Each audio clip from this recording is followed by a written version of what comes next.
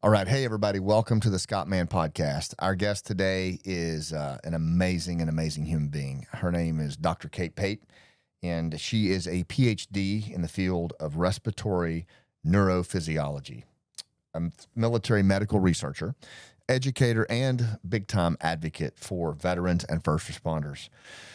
She has expanded her postdoctorate research to redox biology, traumatic brain injury, and inflammatory diseases, and she blends science with real-world applications like somatic meditation and trauma-informed yoga.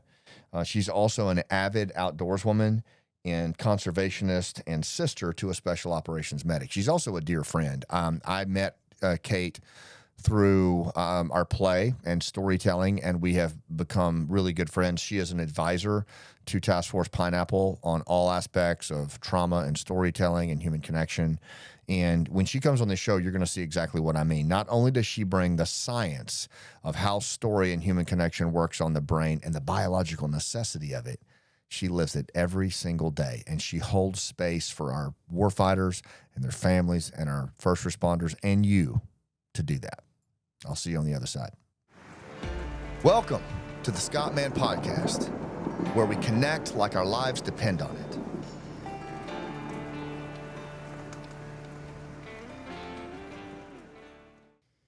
Do you mind because I have to ask it, like I call you Doc Pate, like as a term of endearment, but is that okay? Totally. Would you rather not? Yeah, that's totally fine. I actually had some person correct me on that once, and I was like, oh my God, I'm so sorry. It was actually a respect term. I think it's a term of endearment because it's especially, I'm not necessarily an actual like medical doctor, and I know that's typically reserved for like the medics and stuff like that, but it's like a term of endearment. Yeah, like if I call someone doc, like it's, trust me. Like yes, it's, you know, so I really appreciate it. I call plenty of people doctor. Yeah. You know what I mean? Right, yeah. Okay, we ready?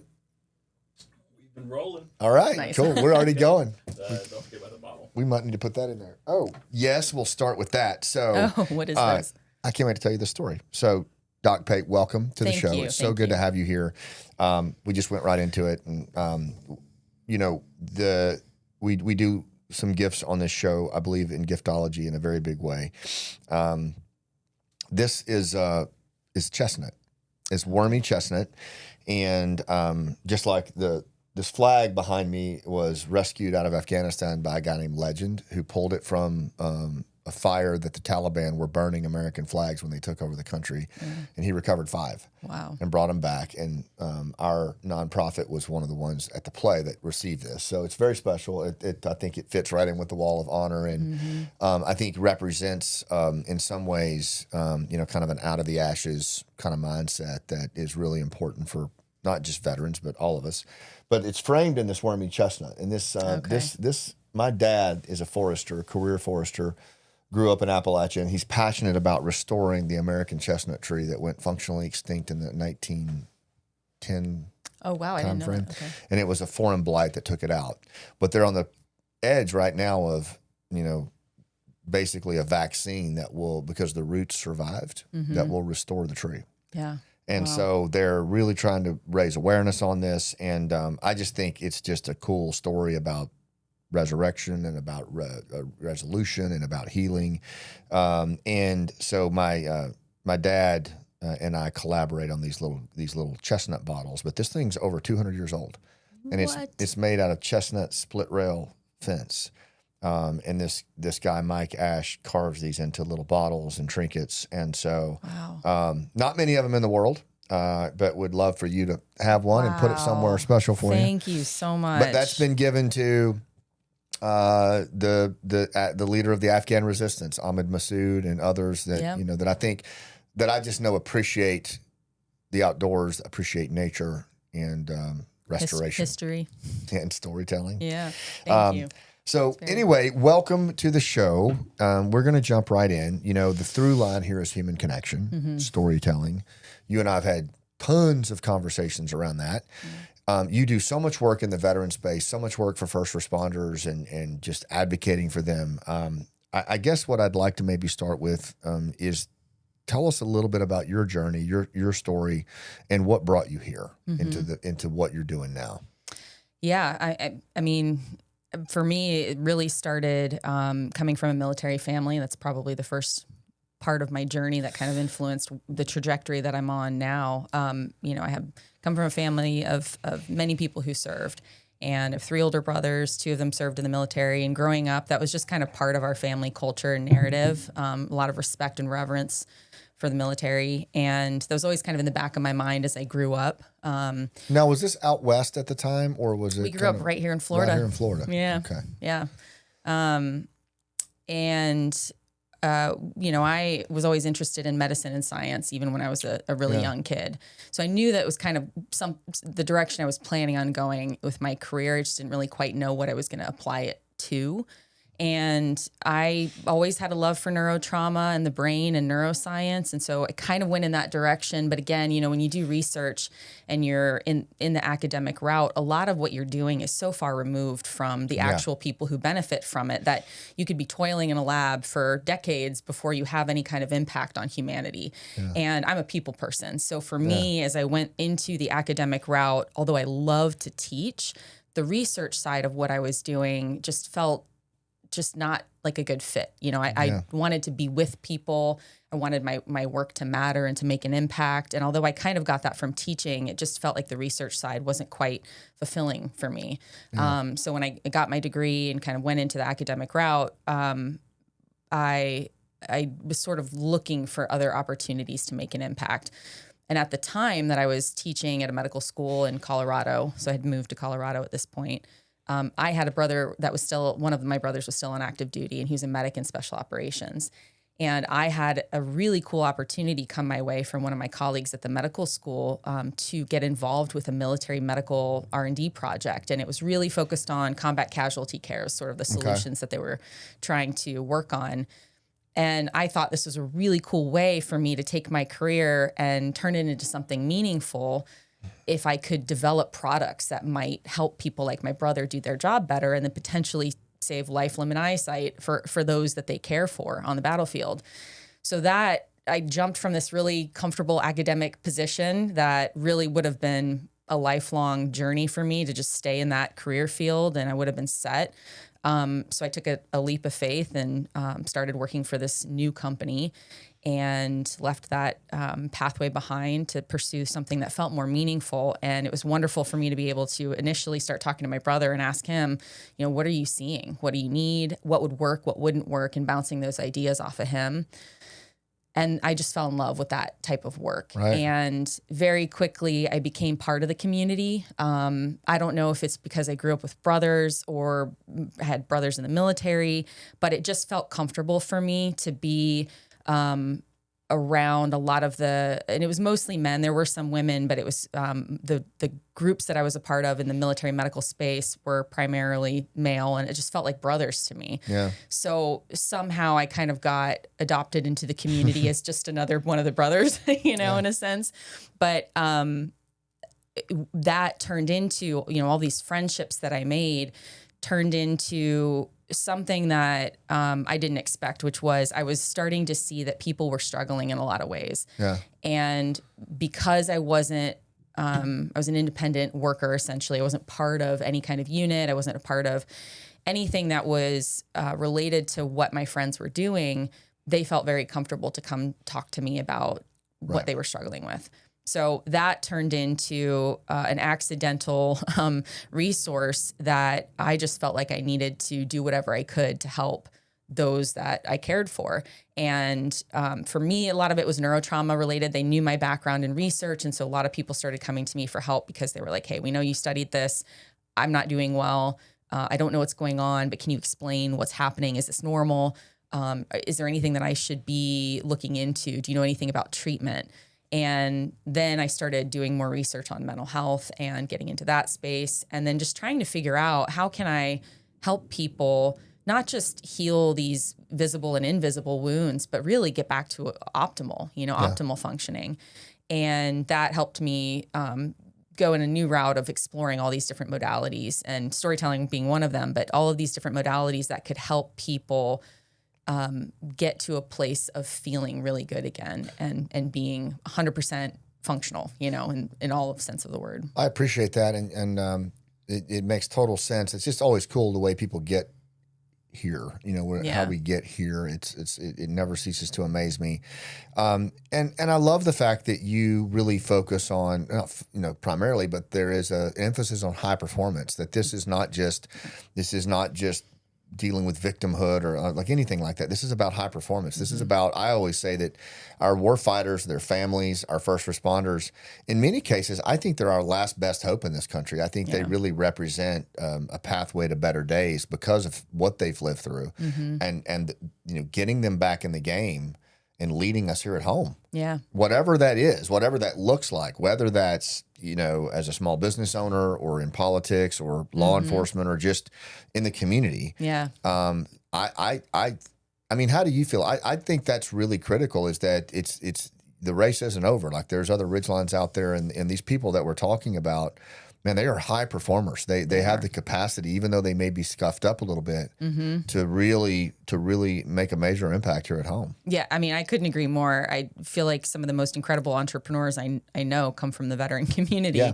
But there's a need for people to stand up for what they believe in. I feel like there's a lack of backbone, if you will, in a lot of kind of the just general population. There's a lot of angry throwing of words and things like that. But when it comes time to actually take action, take a stand for something that is important to you and that you believe in, I feel like a lot of people from these communities that we're talking about are well equipped to do that, to be a leader in the time of needing somebody to take a stand. And I always know that, the friends that I have would never back down from saying what they think needed to be said or doing what they thought was right to do.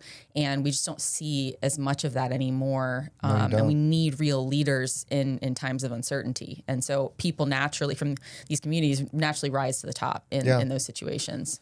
What is going on? What's your assessment? I mean, because I do love the fact that you are truly in the trenches. You do certainly have the neurotrauma background, but you've also, as just someone who you stay shoulder to shoulder with our military community, their families.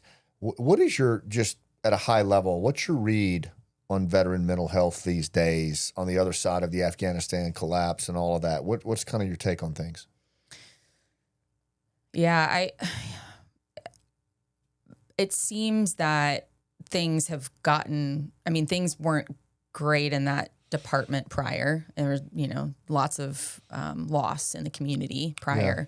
Yeah. But since I've definitely seen a little bit more of a backslide for people.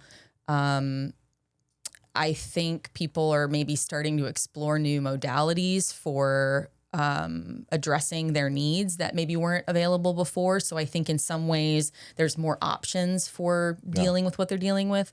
But I think people are having a really hard time. Yeah, same. And I think it's been getting worse. I don't think that I've seen an inflection point to take a turn upward yet. Can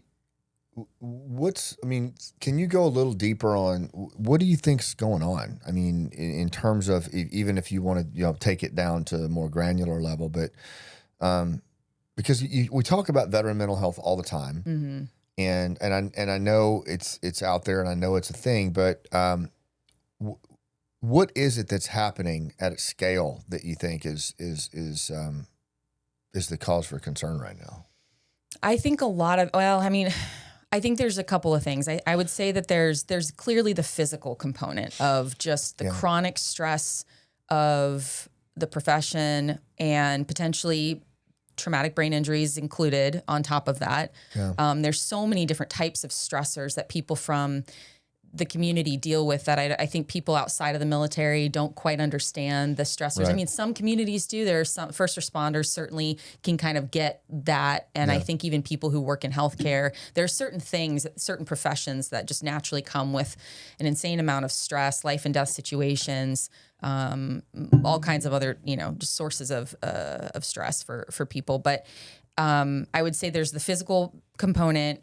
Obviously, traumatic brain injury is a part of that. And so that's very real. And that can cause dysfunction. Obviously, there's the term operator syndrome now for a reason. I like to call it operational allostatic overload. But that's a real thing for people. Can you just at a high level talk about what that is? Yeah. So, we have a stress response system that's well equipped to manage a variety of stressors. And the idea is if there's stress upon the system, we're meant to adapt and overcome. So stress is good inherently. We need it to grow. We need it to change. And those things are important. You don't get muscle hypertrophy, grow big muscles and get gains without stress, right? So that's like a normal part of human functioning. But what happens is we're living in a way, and in particular, some of the specific professions within the military, like special operations and others, that come with a greater level of stress. And so it's not just hitting you from one side, it's hitting you from all angles. And as your body's trying to compensate for one stressor, you're getting hit with more and more. And so you're swinging so far from baseline that normally you would kind of get nudged and hit, and you'd be able to kind of bring it back to baseline before getting another hit, if you will. But now all these stressors are hitting people that it's just they're swinging farther and farther from baseline physiological functioning. And it's like being in Death Valley and running your air conditioning in the summer and leaving your doors and windows open. At some point, that AC unit is just going to explode. And that's like our stress response system and our physiology as it's coping with these crazy stressors in the community, what they're facing. So physiological dysfunction happens that absolutely influences mental health. So the inflammation that arises as a result of all of this can turn into neuroinflammation, and neuroinflammation absolutely impacts mental health. It predisposes people to develop PTSD following trauma. It creates a situation where if you do have a brain injury, your outcomes are far worse if you're already stressed and you have potential underlying neuroinflammation going on. So that the physical component of all of this is very real. That in and of itself is enough to really impact people. But I would add that there's also this really complex thing that's going on related to moral injury for people. And I was just going to go there. And that's really difficult because like when I try to describe the physical stressors, operational allostatic overload or operator syndrome. When I try to describe that, people can kind of see the what's going on and they can kind of wrap their arms around the problem. And it's like, okay, well, here's what we know about physiology. If we just figure out things that address this, then I can kind of get back to feeling okay. If I address my hormones, if I get my inflammation under control, there's things that you can do to sort of tackle the problem. There's actionable items. With regard to moral injury, it's this invisible thing that often involves emotional, mental, spiritual factors for people. And it is harder for them to wrap their arms around the problem. They know there's something wrong. They can kind of describe how it feels or what's going on. Betrayal from leadership being a very great example of this. But then it's the question of, but how do I fix it? What do I do? Right. What is the solution here?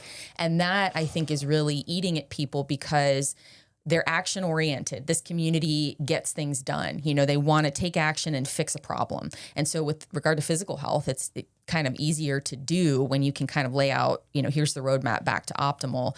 But with regard to things like moral injury, it does become a lot harder. There is no clear roadmap for people. I want to take just a second and kind of dive into the moral injury thing because as we did, when Afghanistan collapsed, a lot of veterans and others got involved in the recovery of their friends, right? And in different ways that they felt were what they needed to do. But it's had a profound impact. 4 years, almost 4 years of the taping of this podcast since the Afghanistan withdrawal. And from what I saw, I'd been out for 10 years at that point, something like that, was just systemic institutional abandonment of an ally. To be clear, I mean, that's what it was. It was wholesale abandonment of an ally and a violation of a code. Whether it's explicit or implicit, we could argue, but it was the violation of a code, which is, and it's not even that I have your back, never leave a man on the battlefield or anything. This was even deeper, particularly in the special ops community, which is with your partner. You are expected from the time we go through the Q course as Green Berets, you are judged and held accountable based on rapport, based on social capital. It's everything. Yeah. If you have a rapport violation downrange, you're sent home and you're done in the SF community. And it's not just SF, it's the other branches too. But my point here is that we are conditioned at a very early age and held to account on this aspect of partner engagement and how you treat your partner. And then all of a sudden, the very people that held us to that account at the 4-star and policy level went quiet. And it just happened. And so now you've got the phones ringing on our cell phones. What are you supposed to do? Like not answer, not help? Some of my friends are alive because of this ally and what he did or she did. But here's the thing, and this is where you brought up an interesting point. So here we are 4 years later. I've personally seen, as we toured last out, I've seen what this has done to a very, very wonderful generation of warfighters. Yeah. Not all of them, but a lot of them, it's really impacted them. And, you can't help, it's impacted me. But to your point about how do you go from moral injury to moral recovery? How do you actually get back in the game? And I don't think our senior leaders get it. I think they've turned the book on this thing like it was a Servpro commercial, like it never even happened. I personally heard a very popular 4-star general, and then I'll get your take on this, at a gathering, and he knows who he is, looked out at an assembled group of operators and said, and this was right after it happened, there's been a lot of talk of betrayal amongst our community about what happened. You guys need to knock that off. It makes you look like a victim. Wow. So I'm going, well, shit. That's how in the world are we ever going to move in the direction of moral recovery if our leaders are gaslighting you? That's right. Yeah. I mean, that basically invalidates your experience. That comment alone is just like, it's not a big deal, and you're that's not real. So what you're experiencing isn't real. Just knock that off. Like that's adding more insult to injury. I mean, truly, that's something that's going to exacerbate the situation. If that's what you're being told, and your experience is real, and you're looking to the left and the right, and everybody else is kind of like, what is going on? I mean, that's going to make it worse for everybody to deny that this is a real thing, which is obviously very real for so many people. That's only going to make the situation worse. So, I mean, no wonder people are having a hard time. What are they supposed to do? It's like you said last night, when the government is abandoning people and you guys are getting called, it's dropping the problem in your lap. Yeah. Yeah. How do you hang up the phone? Right. We've still got veterans active. We have active duty Green Berets right now that are managing Afghan families on the run 4 years later on their U.S. government paycheck. Yeah. Because no one else is doing it. And they're not going. And then I'll end on this, because I do think the moral injury, I want to get more of your thoughts on what we can do about it. But just to paint the picture, one of our members of Task Force Pineapple, who lives at Bragg, he's a civil affairs guy, great guy. He interviewed a Green Beret named George, who has been actively setting up farmland for tribal leaders and civilians from that country to come over here and rebuild and restart. He's a 5th Group Green Beret, and he's a Vietnam veteran. Okay. And it's the Montagnards. And he's been doing this since like 1981. Wow. But it's almost identical. It's almost the identical, because the Montagnards were eviscerated after we left that country, and they were hunted, and it was horrible. So the Green Berets and others finally stepped in and helped get them over here. Yeah. But the guy from Pineapple asked George, he said, how long are you going to keep doing this? He's like in his 80s now. And he's like, until I'm dead. Wow. he's like, I'm not stopping. Like, this is not ever going to. The point here is that that's what I think our leaders don't get. Right. Like what the anthill that they've kicked over, you don't just turn the page on it and just move on. Yeah. And that includes soft community, active duty, until we conduct thorough lessons learned, until we crystallize the lessons and really take a hard, genuine look at rapport and like what we've put future special operators into, what they're going to be up against.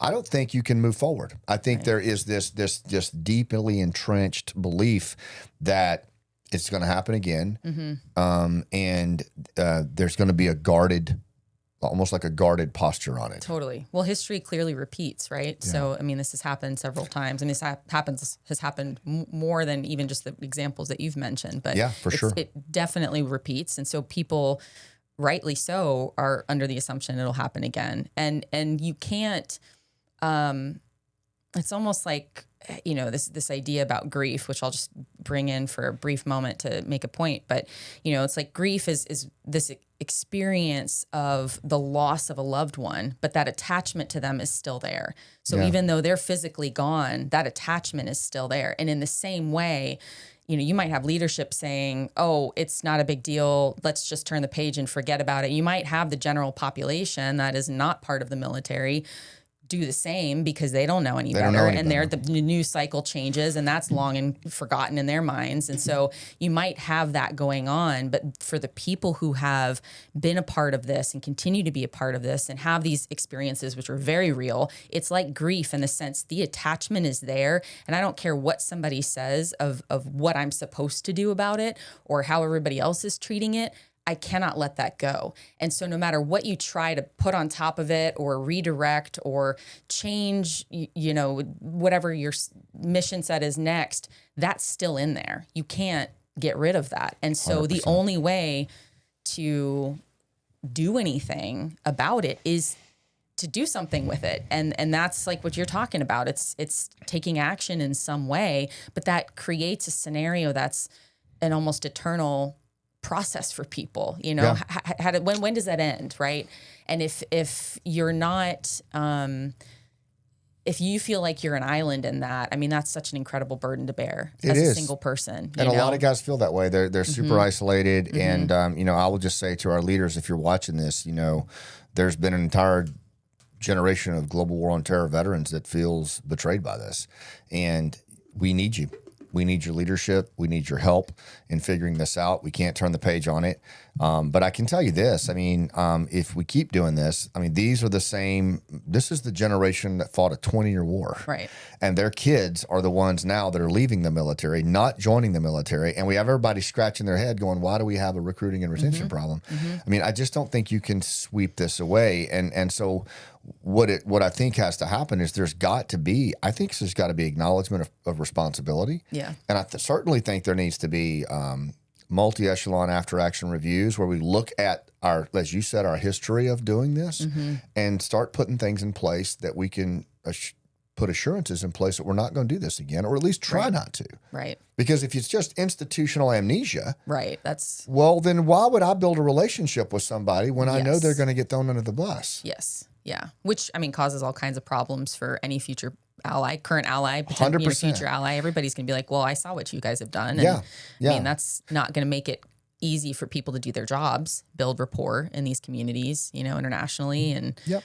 It goes back to what you said about standing up. I think a lot of veterans are standing up on this, and but it's tough, man, because like it is in fact exacerbating the mental health problem. A dear friend of mine, SF guy from 20th Group, killed himself over this, and you know what? He was getting a lot better. Yeah, he was doing a lot better. A lot of people were doing a lot better, and then and I'm just I know I'm not alone on this, but I'm just not going to be silent on it because it's one of those things that we can't just pretend like it didn't happen. It's too vast. So thanks for weighing in on that. And if you want to circle back to it as we continue to go, because I think it is, it's pervasive. Yeah, it is. And there's and people right now are not equipped to really help those who are dealing with this. So we have a lot of practitioners who are really great at helping people with the physical health stuff. Yeah. So much more now. There's so many people out there with a voice who are connecting people with resources, even mental health. There's so many practitioners in the mental health space that are, there's a lot of poor ones, I will say, but there are also a lot of really good ones too in all of these fields that the community has now made connections with, and the referrals are great. But with regard to moral injury, I don't think we have enough people well trained and who understand the problem helping people in finding a solution and a path forward. I agree. And that's an area where if anybody's listening to this and they're wanting to get involved and help the community, I mean, there's such a need to help people navigate moral injury and to do it in a way that is not dismissive. It honors what they're going through and helps people, and also hopefully, building community with others who are experiencing the same kind of thing, because there's so much healing, as we talked about with storytelling and community. I mean, these are experiences that need to be shared, and no one can carry that load for you. But when you know the person next to you is also carrying the same weight in their ruck, there's a bonding experience that happens, and you do feel like this isn't, I'm not alone in this. So this person can't carry my ruck for me, but they're there with their own, and that there's something that feels means good about something. that. It does, yeah. How would you define moral injury? I would say it's the experience of an event that violates what you hold to be your moral truths. And that could be something that you do or don't do, or you're forced to do or to not take action on. But it can also be your experience of somebody doing that to you. So leadership abandonment is the perfect example of that. People you trust who are in positions of power do something that feels like an absolute violation of a moral code, spoken or unspoken. Yeah. And those are often, it's not like everybody has their own subjective morals here. We all have a moral code, like we can all agree on what these things are. But it's so readily dismissed when it's inconvenient, isn't it? Yep. That's your truth. That's not my truth. I just can't. I can't get my head around it. I know. Honestly. I mean, especially when it's wholesale. Yeah. I'm not minimizing, Tim O'Brien and the things they carried. It was a Vietnam War veteran who was drafted, right? Yeah. And moral injury for him was the man he killed. Mm-hmm. Because he didn't want to kill, but he killed. Mm-hmm. And so he encountered a moral injury that he's lived with until he will live with until the day he dies. I mean, that's as old as humans killing each other, I suppose. Yeah. However, when it's wholesale and systemic and multi-generational, and you've got a Vietnam War veteran named George doing the exact same thing with Montagnards in his 80s. I just think, wow, when is there going to be a leader or set of leaders that just steps forward and says, okay, enough of this. Yeah. Like, we have put our guys through enough. We need to own this. We need to really do a hot wash on this and figure out what's happened. And how do we at least, because there have been studies that have shown that moral recovery is essential to have leaders involved. Yeah. It's essential that assurances are put in place that it won't happen again. Basic things. Right. But I don't even hear any of that. No. Yeah, and you would know better than I would. I mean, I haven't heard any of that either. And this particular type of moral injury, like you're talking about wholesale, and it related to what we're talking about with Afghanistan, I feel like it's not an individual who is able to work with what they did or didn't do, right? Sometimes if it's your particular flavor of moral injury, you can do a little bit more on your own to work through that. But when it's wholesale, or it's been something that's been done to you and you're waiting to make peace with that in some way, how are you supposed to do that when leadership, nothing's being done to address the problem? It's the only option a person has at that point is to forgive. But how do they do that? That's such a hard thing to ask people to do. And people, it sounds like leadership and others, just want not even forgiveness as much as forgetting. And that's a very different thing. And no one can ever forget, even if forgiveness is involved. I mean, you're never going to forget these things. So how do we help people?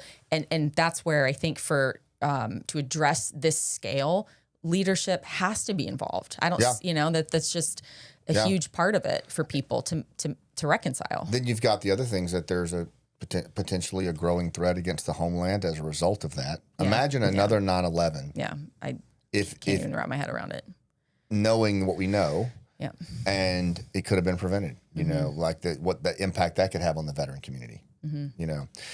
Let's shift over to trauma for a second. Okay. I want to. Could you give your working definition of trauma, particularly in the context of what people experience in combat? Mm-hmm. I would say the more clinical definition and something that is used, especially related to post-traumatic stress disorder, and that version of the definition of trauma associated with that is something that is a life or death type of experience, right? That a person either experiences directly or witnesses even. There's some more research coming out showing that there's this thing called secondary PTSD that is a result of somebody close to somebody hearing them tell a story about trauma or learning that something traumatic has happened to a loved one, and they can then be that can be traumatic to them. So like a family member. A family member. Yep. Oh, okay. So that can also be what is considered trauma, is sort of that secondary type of trauma. But yeah, I mean, it's significant. I think we throw the term around, especially in pop culture. Everybody's traumatized, and people say big T and little t, and like big trauma, little. It's like what are we talking about here? If it's not big T, it's not trauma. Right. We need another term for that. That was a really difficult experience, very hard experience. But if it was traumatic, that should hold weight. And I don't think that word holds as much weight anymore because people are just throwing the term around all the time. Well, and does that... I see that a lot too in a very different space, but as I do work like in corporate America, mm-hmm. and we engage in things on storytelling and human connection, and emotions will come up. Mm-hmm. And, sometimes like there really is trauma there. And I'm always super careful to say, look, if it's white hot, that's not for this forum. Yeah. Yeah. But then someone will have just an emotional response to a lived experience as they're working their story. And the words little t trauma will come out. And it's like, what? Wait a minute. Really? Like yeah. It kind of feels like I can't judge your emotional experience, but what you're going through seems pretty natural for the process. Sure. But it's almost like we've conditioned ourselves to stay away from any kind of emotional response or struggle mm-hmm. because it's some form of trauma. Yeah, and I think, sometimes when people have these strong emotional experiences and it is unfamiliar to them, it feels traumatic because it's like that there must be something, either the experience of the emotion feels traumatic to them, or whatever memory came up feels traumatic, and then hence the big emotions. But the truth is that, we're meant to feel deeply, and good and bad. And just because we have those really high highs and those really low lows doesn't mean there's something wrong or that it's dysfunction. That's part of a human experience. But I think when we've been conditioned that that's wrong or inappropriate, and we're supposed to be an even-keeled person the whole time, and that's normal, when we do deviate, it does feel like danger. Does it seem to you like we're moving in a direction as a civil society that is not allowed to feel deeply in public? I think in the States, and maybe in the West in general, obviously I'm American, so I can only speak for us here. I've certainly traveled a lot, but I can only speak for our experience here. And I would say that here it seems like it's becoming more. For a long time, it has been a progressive kind of damping on the emotions. So just, you're expected to behave a certain way. Right. You can't show these big emotions. It's inappropriate in the workplace.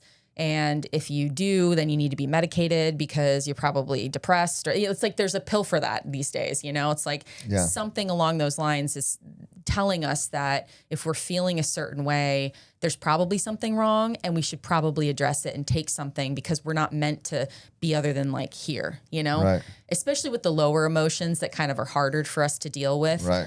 Nobody's saying you can't be that joyful, but sometimes it's like, well, if you're feeling bad, there's probably something wrong with you and probably you should take a pill for that, you know, like get medicated. Yeah. And it's like, well, maybe I'm going through a period of depression for a reason, and it sucks. I've certainly had my fair share Same. of really horrible times in life. Yeah. And I would have loved to have not felt that in the moment. But on the other side of it, I wouldn't change a thing. You know, I really wouldn't. I needed to go through all of those things. There was information for me there.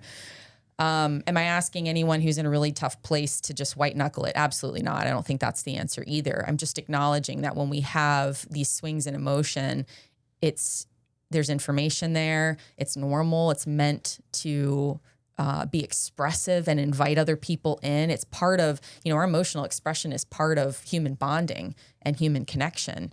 If there were no other humans around and we were just by ourselves, there'd be no point for emotions, really. You know, I mean, they're supposed to help us in that way with community. So if we don't show our emotions, we're not inviting any kind of connection. Yeah. By expressing, it's an invitation especially for something difficult like tears and, you know, grief and those types of things that people experience. It's an invitation for somebody else to kind of step in and, you know, like step towards you to console, to support. But it's also permission for them to express the same thing. Yeah. Like, oh, this is okay. This is safe for me to do. When you shut that down, you're just shutting down human connection. But it seems like we are. I mean, Right. the term I use in my book, Nobody's Coming to Save You, is the churn. You know, it's just this epic level of what seems epic of just disconnection and division and distraction. Like it's kind of like a perfect storm. Yeah. Where we're getting pushed along in a direction, almost in a trance state. Mm-hmm. You know, and without a lot of agency, and just being conditioned to don't show that emotion, don't feel this, you know. And as you said so poignantly, like we're made to feel deeply, but yet again, I think we're also almost being remade not to. Mm-hmm. And I'm just wondering, with your perspective at the neuroscience level, what's the outcome of that? Like, where are we heading here? I mean, it's truly inhuman. I mean, Right. It's machine-like. It's machine-like, yeah. And when we're operating in a way that is counter to our innate nature, our humanness, that's never going to result in anything good for the individual or for the society, the community. It's just not. And there's really, unfortunately, there's no way around it. As much as we might think we have the capacity to be stoic and just, you know, whatever, suppress emotions and all of that, we can't. And I negotiated a business deal once when I was starting my company, and the individual said to me, I was kind of pretty clear on how I was feeling and what I was doing in the negotiation. And he was like, Kate, you just got to remove all emotion from the negotiation. You can't bring emotions into the negotiation. And I, as a neuroscientist, I'm like, you're full of shit, because there is absolutely no way to do that. Like Right. emotions are always part of our experience. Stuart Diamond taught me negotiations, and he said, when it comes to negotiations, you should always assume the other party is emotional, especially when they tell you they're not. Yeah. Well, and it was clear that this person was, but so we can't escape it. We can suppress as best we can. But what happens when you're suppressing emotions is something is bubbling up that your body, your physiology, your brain, ultimately it's a program. You've learned emotion. Yeah. So that learned experience is happening, and your brain is almost running a predictive script at the time of an experience of an emotion. Yeah. But for some of us, certain things we're told it's inappropriate or it's not okay. So we start to feel this, you know, we have this physiological response as a result of this emotion, but we stop it from happening. And so we essentially just kind of like clamp down on it, It builds tension in the body. It creates essentially an anxiety state. Yeah, and you look like you don't trust yourself. You look like you don't trust yourself. You know how many people are walking around full of anxiety, and it's probably partly because of this suppression of their experience and their emotions. Yeah. Well, what do we do when we're anxious? We find ways to defend against the anxiety because it's uncomfortable. You don't want to sit in that. So you do any number of things to distract, to numb, to self-medicate, and you see that playing out. And so when you're in that defensive state, how are you supposed to form connection? If you're constantly managing your own internal system the whole time, your own internal experience 24/7, you have no real way to open to other people and to be receptive to what's happening in the moment, right? But to be receptive to this person right across from you. And so you see a lot of these superficial connections and sort of just memory-based, factual-based memories of this happened, this person was there. Right. But like the actual experience of it, the richness of the moment, the vibrancy of the moment, those things are lost on people. The context of the moment. Yeah. So we're just creating this surface layer connection, surface level functioning in the world. There's no like thin slicing. Yeah, it's just the richness and deepness of the human experience has just been squashed. Yeah, really. Okay, so we started with mental health. We talked moral injury, some trauma. Then we skipped over here to kind of look at some of the innate realities of our biology, like emotions and the necessity of them and human connection. So let's come back over to human connection. And, what does that represent for active duty members, for EMTs and other first responders, for veterans? I mean, frankly, for civil society writ large, because you just nailed it. This is happening everywhere. This isn't just in the military community that we're bottling up and buttoning up. Shit, this is happening everywhere. Right. So if that is indeed the case, and I think you're right, I think it is. I think there's a moving away from our innate nature for connection and this bottling down and suppressing of emotions, some of them very profound. Mm-hmm. What does human connection offer us? Again, as just a biological reality of our way of being in the world. Mm-hmm. Forget all the modernities and all that. What are the resources available to us to deal with trauma, to deal with moral injury, to deal with just the stuff that's kicking our ass? Yeah, I mean, it's other people. It is community. It's support. I mean, we need that. We are truly hardwired for connection. People have probably heard that term thrown around a lot, but your brain and your physiology benefit from good connection. Obviously, if you're in a room with a psychopath, you're not going to feel good. But when you have somebody that you are you find a way to communicate with them, and there are really cool studies on people who have done neuroimaging in storytelling, for example. There's a storyteller and then there's a listener, and they find that the brain patterns, the activity patterns converge as this person's listening and this person's telling the story. The brain patterns start to look very similar and they converge as the person listens. And true synthesis. Yes. Yeah. And you see that happening, this coupling effect. Yeah. Emotional coupling. I've heard that term. Yep. Yeah, and you, for a lot of people too, it seems like mental coupling. Yeah, there's also release of hormones that benefit people, and like oxytocin. Is a perfect example of that. Drops in cortisol, the stress hormones. So you physically and physiologically benefit from communicating with people and being close to people and sharing space with people. And I think that is, again, what we need. I mean, we also, everything that we did was tribal. We lived in small communities. And in fact, learning was only done through the oral tradition. Yeah, oral through storytelling.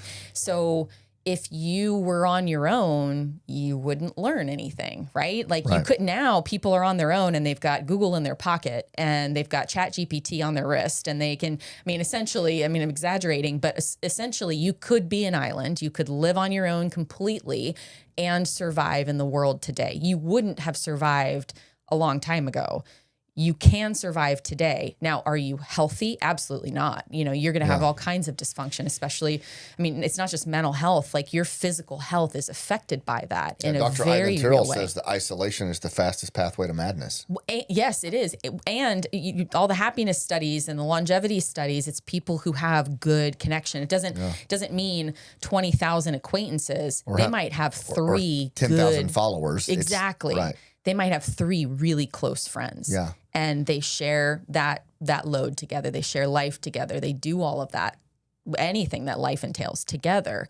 And there's something that's really beneficial.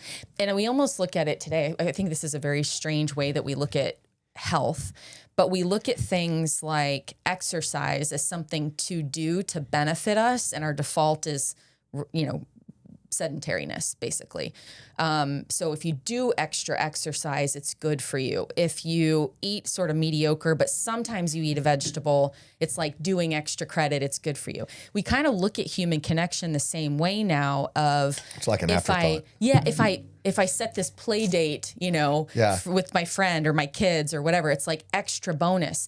But what we're missing is that what the default should actually be is movement, eating well all the time, and connection all the time. And what is dysfunction is when we don't do it. And so it's the lack or the deficit that we should be looking at as the problem, and the norm should be what I just mentioned. But we're actually, in our society, we're looking at it in the flip side of like, everything else is sort of, mediocre, but we're doing extra credit if we do these good things. But I it's love like, that.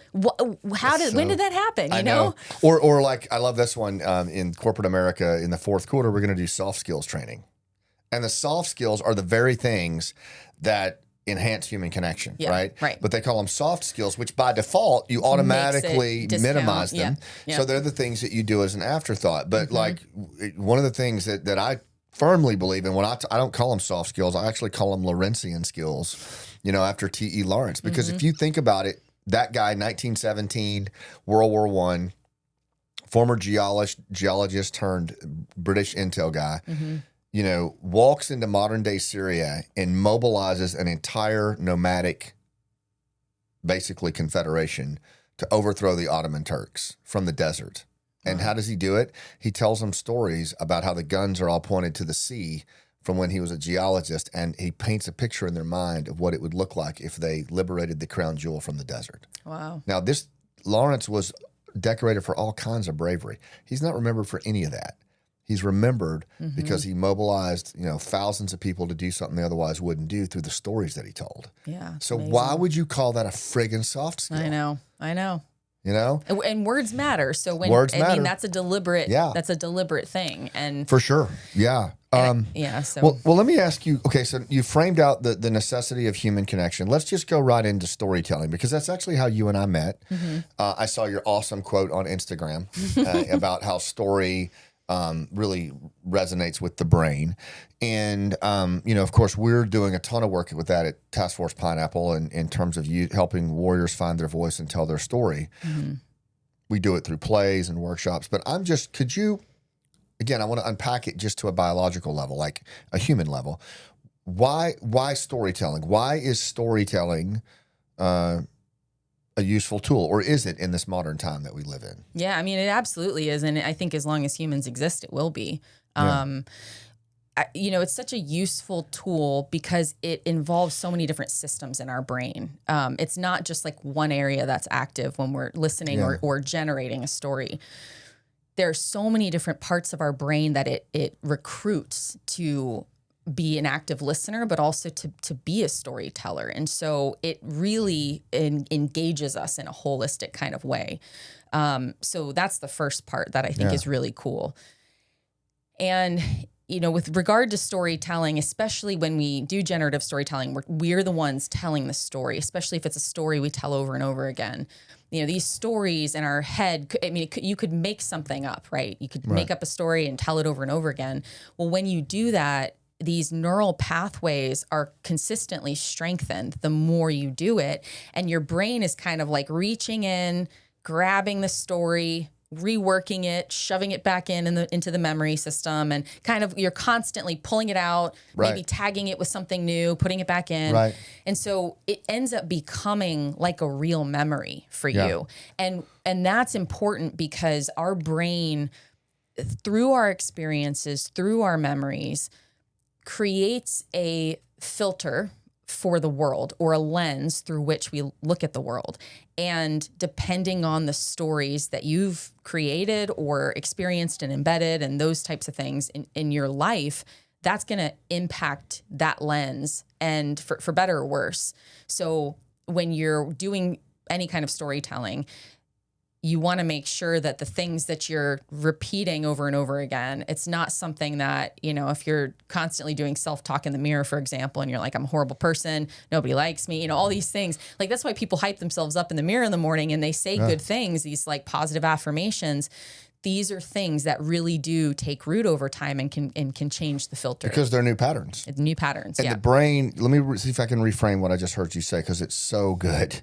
But basically, our brain, as it's making sense of things, it tells itself a story about what the lived experience is. So it's the lens by which it evaluates the world, navigates the world, is built upon the stories that encompass our lived experiences. Yes. Yeah. And it's plastic, meaning it can change. So that is the good news. That is really good news. It's really good news, because if you do have a narrative that you've bought into, maybe you grew up and your parents told you were, a piece of shit and not a good, like, who knows? People have had those experiences, but maybe there was something you adopted and about yourself. And many of us have these negative stories.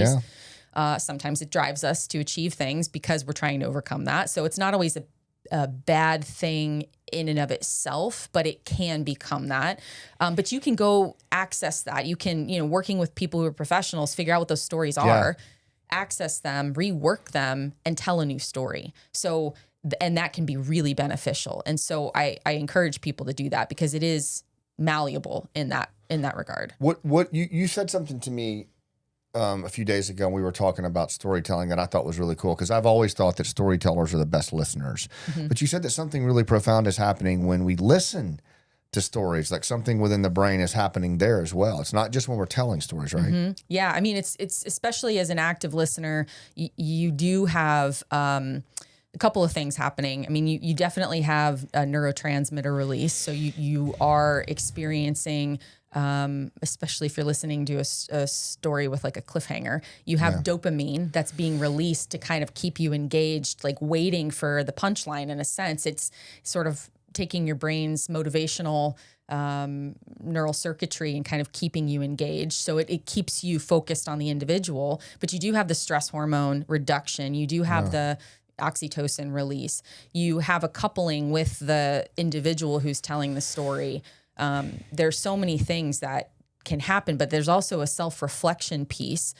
There's an interesting thing that happens when you're listening to a story from a friend versus a stranger. And so if you're listening to a story that a friend tells you, as I mentioned before, a lot of times neural pathways activity seems to converge, like the patterns are looking very similar. But with somebody close to you, there's actually a divergence in pathway that seems to create space for conversation and exploration and curiosity. Wow. So that can be something else that can happen for a person. If you know that the person really well who's telling the story, or maybe you've heard it a bunch, it creates room for you to start to self-reflect and to maybe explore some things that are self-referential or, outwardly referential. But it could be something that you are able to take part in if you have that room for exploration and creativity. One of the terms I love, and I actually got it from Daniel Pink, and I think he got it from the medical community, is narrative competence. And I've kind of adopted the working definition of that for what I do and what I teach, but it's the use of purposeful storytelling in real time to meet your goals and the goals of the other party. And like what you just described, I think about our special operations community, particularly Green Berets who have to go into foreign countries. I mean, this is what they're doing. I mean, you're sitting down across from an elder or a partner nation officer or NCO, and you have to make a connection, and you have to make a connection pretty damn quick. And you have to make a connection that is deep enough that they might even stick their jugular out for you, and that you're going to be able to move things. But the point here is that the competency involved is around narrative, and it's oftentimes not the story you're telling; it's the story you're asking to hear. Right. But I've heard even Chris Voss back this up on the negotiations front when he talks about calibrated questions that start with what and how, and he's doing this with a guy that's got hostages. Yeah. Right. But so. I almost feel like it's like a dance. Yeah. Narrative when done competence. well. Yeah. I mean, when done well. Yeah. I mean, that's the Could ideal. be a dance when done poorly too, but it's like breakdancing or a mosh pit. This is true. Yeah. And I think it's an invitation really, ultimately, for people to stay engaged. And it's an invitation for connection and understanding. And, I think part of the issue that we run into today is a lot of people are listening to win an argument, but not really for comprehension and for connection. Yeah. Or discovery. Pictures in the head. Or even people don't feel like they have anything to learn from other people either. It's like there's this idea of I have it all figured out. I know everything I need to know. This person doesn't have anything to share with me that might be valuable. I've seen that too. And even again, teaching it in small groups, people have been around each other a long time. They think they know everything about each other, and you don't. Nope. Once you start to engage in narrative and story exchange, you'll learn things, and you get shared perspective, which is such short supply these days. Yeah. What would you say to someone watching this who's a veteran or active duty or military family member, first responder, who has had maybe they're dealing with trauma, maybe they're dealing with moral injury, maybe they're trying to make sense of things that don't make sense. Mm-hmm. What does storytelling and human connection offer in that regard at a no BS level? I mean, it really is a way to make sense of the experience that a person has, even if it feels like it's just this jumbled mess of memories and emotion with no coherent thread, which many people feel that way. It's 100%. Like, I don't have a story to tell, I don't have anything that's valuable, or I can't really make sense of it. And the truth is it's maybe like a giant bowl of puzzle pieces right now. But if you dump all those puzzle pieces out and you start to kind of work with it, you'll see that it's creating a really cool picture. And everybody has a story to tell. Everybody. And so to me, it's like we've talked about Viktor Frankl a lot, but it's important that people create and work with their story, create that story, because like I said, it shapes who you are, but it shapes the lens through which you look at the world. So if you don't know, if you've never done any kind of work in this regard, you don't necessarily quite know who you are and your place in the world and why you're here and what to do now. There isn't a trajectory that you're on that's clear. It can be hard. Overwhelming. It can be overwhelming, and sometimes it's hard to know where to start. But that's where I always tell people, to make the connections and find the resources like you in your workshops, but also just start writing, start talking to people and listening to other people and reading their stories. I mean, it helps so much. I remember even just trying to figure out how to journal for myself or what my own story was. Listening to other people really helped me. Yeah. With pure discovery and curiosity. Yes. That's the discipline. You got to remove the judgment 100% out of that. Yeah. Literally to see the pain and goals in their head. Yeah. Okay. So bringing it kind of home here. We've talked about struggle in society, and a lot of folks watching this are have encountered their version of struggle. I said earlier that Coyle says it's a biological necessity for all of us. We're either in it, just coming out of it, or about to go back into it. Yeah. Kind of a universal singular. But you actually said that for you, struggle represents a lot of opportunity in terms of how you operate, how you navigate the world, your way of being in the world, but really for all of us. I mean, there are elements of struggle that offer maybe a new way of doing things that maybe we haven't thought about. Can you speak about that? Yeah. I mean, to me, the struggle is kind of like what I was talking about before with stress. Like, it is a necessary part of the human experience to lead to growth and change. And to me, it's like without that's stagnation, and there's just no no growth for a human, and stagnation in biological terms is death, essentially. Yeah. So struggle is something to utilize almost as like a slingshot for propelling you forward. Right. And I don't think that a lot of people, it's hard when you're in it to see it that way. Right. But it builds grit, we all have to go through that. And sometimes, you can try to go around or avoid the struggle, but it's just going to make it worse. And so you have to kind of embrace that. And it builds up this character that, you kind of open arms, embrace the struggle once you learn how to do that. And life is going to keep coming at you with struggle. So, that's just the only way to become good at it is to embrace that. But it is something that, I don't think we value enough as a society. We really put comfort above all else, and we avoid the struggle. And you can tell, I know you've been around people where, things get difficult in a certain situation in whatever, realm we're talking about. And you can tell how uncomfortable people are. And you're like, that person is not going to be, an asset if things were going to, go south here. They're going to be the ones that need help. And you can tell the people who have avoided struggle in their lives versus those who have kind of run towards it. Yeah. As I think about it, there's a guy I interviewed. He's a big time advocate for storytelling. His name's Kendall Haven. And, one of the things that he told me one time is that he did a study on, so the kind of the rule in storytelling that I've always believed is no struggle, no story. Mm-hmm. Like you have something else. It's not a story. Mm-hmm. If you omit struggle from your story, it's a vignette. It's a talking points, but it's not really. It's a case study maybe, but it's not a story.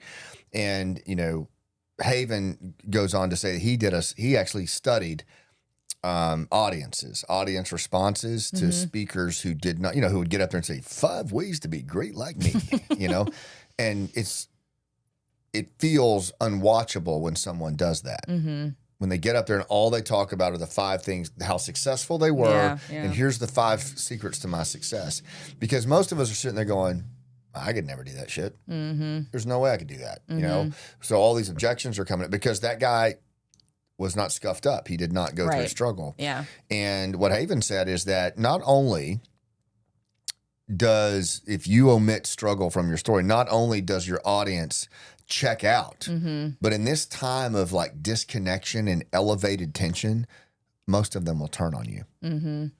That makes sense. Yeah. It is a tool for connection too. If you are telling a story and you're sharing your experience with somebody else and they know that you've been through struggle, you're going through struggle, you're real to them. Right. And we have this weird curated society of everything's perfect all the time and everybody. It's very weird. And it's so, again, it's not human, this is not human. And it's not creating connection. It's creating animosity and jealousy and all these things, but it's not real. What people are presenting is not real. They are struggling, but they're hiding that. Yeah. And that's something that is really doing a disservice because it's creating a world that is not real, and people are starting to self-reflect and feel like their experience, because it's so different from that, because it's not real, is wrong somehow. Yeah, I'm not enough. Yeah. It's like it's a represented reality. It's like represented to us through our phone or the digital realm.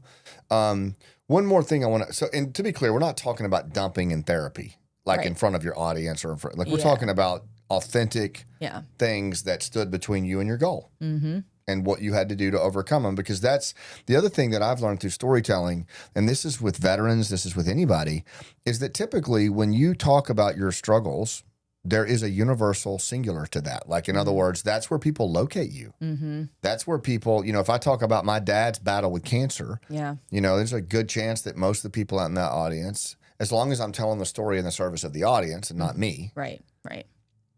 They're thinking about their sister's battle with cancer, their own battle with cancer. Shit, I hope I don't get cancer. Mm-hmm. But they're listening autobiographically. Right. They're processing their own lived experience in the safety of my struggle and my story. And to me, that's why I call it the generosity of scars. Absolutely. What's your take on that from the neuroscience level there? What's actually happening in that sense? I mean, that's something that I've always been a proponent of too. It's like wherever your wound is, there's your gift. You know, it's like exactly the generosity of good. scars. Yeah. Can I use that? Absolutely. Okay. Yeah. And I say that because there's this term wounded healer, kind of in the helper space, but it really applies to all of us. I mean, we all have a wound and it hurts so bad and we've been through something so difficult that it changes us, it transforms us, and it makes us into something that is, you know, a person who is there to say, I don't ever want somebody else to feel what I felt. I'm going to go help others in this way. And we all have that in various ways. Yeah. And that's a gift. That's where our gift is. And that's the work we're meant to do. And it doesn't have to be your, you know, quote unquote job, but, you know, it could be something you do in addition to your normal work. But some people turn those things into a job. Whether it's starting a nonprofit and helping others or, you know, whatever it might be. I can't tell you the number of people that I've worked with as a story coach. One guy, Andrew, comes to mind, former professional baseball player, killing it in the insurance world. He learned storytelling for that craft, but as we worked through his story, it came up that his kid at a very young age had a terrifying battle with cancer. And the stuff that he had to, I mean, just the way he felt he was failing as a father and as a husband in that moment, and the vulnerabilities that came with it, it was profound to watch him work through that. But what was even more profound was on the other side of it, he decided he's going to start engaging parents that are just dealing with diagnosis of cancer for their children. Yeah. He's not leaving the insurance world. He's not doing any of that. Exactly. But he's found, you know, and that's my point is Yes. that you're exactly right. Where your wound is your gift. And Joseph Campbell says the cave that you fear to enter holds the treasure you seek. Yeah. Yeah, exactly. There's so many ways to say it, but it's and the reason it's said so many ways is because it's true. Like people keep saying it because it's true. Right. And that is, that to me is the source of like the best human stories we've ever heard come from this struggle, you know, this internal struggle and overcoming it. And I think what I see in the community is all of these people that I've worked with, men and women both, have these stories where they feel like they're the only one who has ever been through all of these things. And they're holding it in because they're like, if I share this, everybody else is so much better. Right. They don't have the same struggles. I'm going to look like a failure. I'm going to look like I'm dysfunctional. I'm the worst, you know, whatever the narrative is in their head. But when they start to share, it's like again, the clients that I've had, I wish I could just hold up this reflection and show them, you know, all of the other stories that I've heard, because there's these themes and they're all thinking the same thing. And yet if they shared with each other, they'd be like, oh, no way, me too. You know, like, and that's a beautiful thing. And that's where I think the encouragement and what you're doing, the encouragement of others to share their story is so powerful, because then you realize you're not alone. And when you realize that is the weight off your shoulders. It doesn't fix everything for you, but it's the first step in helping a person get to a better place. I love that. And you know, what's really makes it, I think, more challenging for us is if you look at the community of like soft veterans and stuff. I mean, there's actually instances now where they're starting to tear each other apart. Yeah, it's bad. And it's terrible. I mean, like we're as individuals are trying to reinvent themselves and figure things out. We're pouncing. It's it's horrible. And that's not going to end well. No, it's not giving anybody room to continue to evolve and grow. I mean, I've been so many iterations of myself over the years, like same. Always me, but like I've tried things and I've failed at things and I've wanted to do something new, and people are like, yeah, but you're not that person. You do this, you don't do that. And I don't trust, you know, and you're just like, who says? And that's part of storytelling too, is like you get to constantly reinvent yourself and 100%. try new things and explore, and you're going to learn along the way. Like that's to hold somebody to who they were 10 years ago and say, no, this is who you are. Yeah. I mean, that's a story that's basically like half finished, and you know, the person has just decided not to read any further. It's like, that's crazy to me. We have the whole crabs in a bucket thing. I think, you know, the whole analogy of the crabs, you know, pull the crab down if it tries to come out. And I don't know. I think we've really got to guard against that. But regardless, I mean, the cost of not putting your story into the world. Yeah. Because I feel like it's going to find its way into the world one way or another. And, you know, Doc Diego says you can either own your story or it can own you. You you That's know, a great- but yeah. you're looking at an appropriate manifestation of that story if we don't, I think, go through a lot of that process and allow the emotions to come alongside us and be part of that whole human experience. Yeah, absolutely. It's so necessary. And I hope that more people take that seriously. Okay, so I could literally do volumes of this, but we're going to wrap here because you've got stuff to do with the SOLVE community. But I do want to ask you, what did we not cover today that you feel like would really be a good way to land this thing? Is there anything we didn't talk about in the realm of connection or storytelling, or what you kind of see going on in the country and with our veterans? Yeah, I mean, there's two things. I would say one thing that is nice about the veteran community that I would say maybe the active duty and veteran community that the civilian community doesn't have, non-veteran civilian community, is that the experience of brotherhood or sisterhood in the military is something that is unique. So even though there is this, you're trying to turn people into robots essentially to be good at these professions, there is a connection and bonding that's so powerful that you don't really get in any other kind of arena. So that is one benefit that hopefully people can take that experience and try to recreate that. Good point. Can it be recreated outside of that system? It's debatable because obviously you go through unique things. Sure. But that is one thing that I would say is kind of an upside that people can draw on to try to recognize how they felt when they were in community and it worked well. And then I would just say that, I think people, there's a way to take care of each other, to take care of ourselves that is much more conducive to overall, like how we started, optimal health and performance. And we shouldn't wait till there's dysfunction to address something. I think it's important to know that, we're all human and there are many people wiser than us who have said similar things. And sometimes you feel like these things don't apply to you because you're not there yet. Right. But trust the elders, trust people who have been there before you, and to really take it to heart that these things matter. And if you start incorporating these good practices early, whether it's storytelling or mental health, physical health, working through moral injury, what that could potentially look like for future generations of warfighters. Right. All of these things are really important and powerful to start practicing as early as possible. And they're available to us right now. Yeah. Like they're innate within us. So Doc Pate, it's always awesome having you on. Thank you. I hope you'll come on again. Absolutely. We're going to probably do some more interviews on the road when you and I cross paths with the play. Yes. Got the new play coming out. Yep.